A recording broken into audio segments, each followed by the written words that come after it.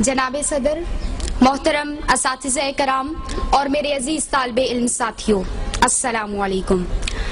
آج مجھے جس موضوع پر لب کشائی کا موقع ملا ہے وہ ہے اسلام مساوات کا درس دیتا ہے۔ اس سے پہلے کہ میں آج کے عنوان کی طرف آؤں، اپنے نہایت قابل احترام اساتذہ کرام کا شکریہ ادا کرنا ضروری سمجھتی ہوں کہ جنہوں نے وقت کی نزاکت کا ادراک رکھتے ہوئے نہایت اہم موضوع کا انتخاب کیا۔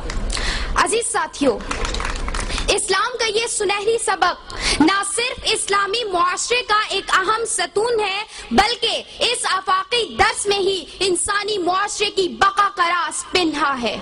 ہم سب بخوبی جانتے ہیں کہ اسلام سے پہلے دور جاہلیت میں نوزائیدہ بچیوں کو زندہ درگور کرنے کا رواج عام تھا۔ حالیہ برحق حضرت محمد صلی اللہ علیہ وآلہ وسلم نے نہ صرف اس جاہلانہ رواج کا خاتمہ کیا بلکہ مرد و زن کے درمیان مساوات یعنی برابری کا لازوال پیغام دیا۔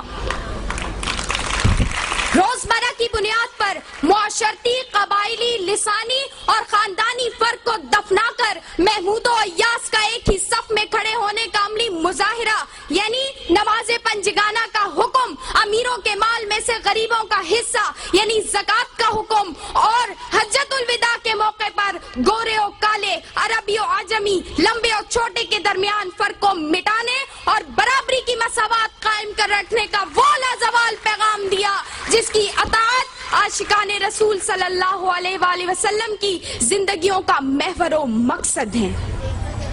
حضرت عمر رضی اللہ تعالیٰ عنہ کے دور میں مال غنیمت کے بابت خلیفہ وقت سے رعایا کا استفسار ہو یا حضرت علی رضی اللہ تعالیٰ عنہ کے دور میں خلیفہ وقت کے خلاف یہودی کے حق بے فیصلہ،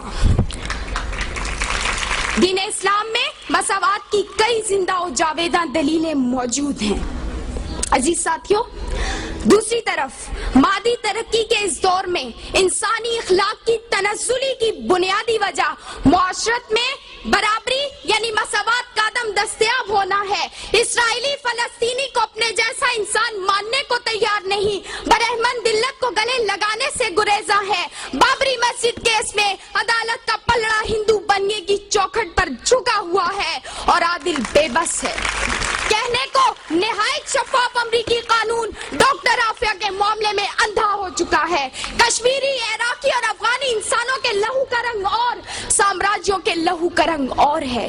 یہ میں نہیں کہتی، زمینی حقائق گواہ ہیں کہ تمام ناانصافیاں نہ صرف جاری و ساری ہیں بلکہ اسلام فوبیا میں مبتلا قوت مفاد اور مصلحت کے لبادے اوڑھے ان شیطانی نظریات پر نہ صرف عمل پیرا ہیں بلکہ اسلام دشمنی میں اسلام اور انسانیت کے بنیادی درس یعنی مساوات کو فراموش کر بیٹھے ہیں، جس کی وجہ سے بظاہر ترقی یافتہ معاشرہ بڑی تیزی سے تباہی کی طرف گامزن ہے۔